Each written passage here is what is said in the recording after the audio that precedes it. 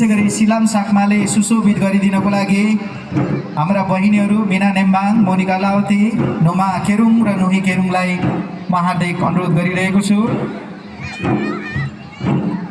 त्यसैगरी हामीले वडा नम्बर 5 का श्रोते अध्यक्ष बबिन राईज्यूलाई पनि यो मञ्चमा विशिष्ट अतिथिको रूपमा आमन्त्रण गरिरहेका छौँ।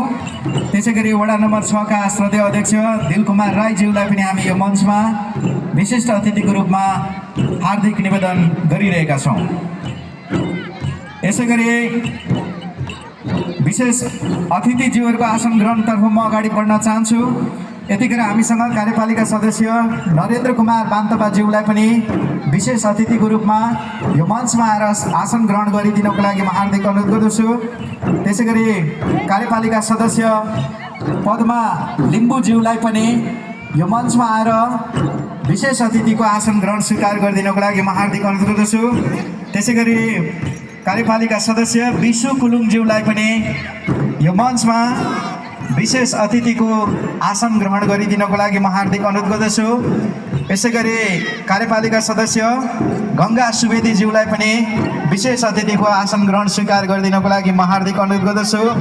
त्यसैगरी अर्का कार्यपालिका सदस्य हुनुहुन्छ दिलमाया राईज्यू, उहाँलाई पनि मञ्चमा आएर विशेष अतिथिको आसन ग्रहण स्वीकार गरिदिनको लागि म हार्दिक अनुरोध गर्छु।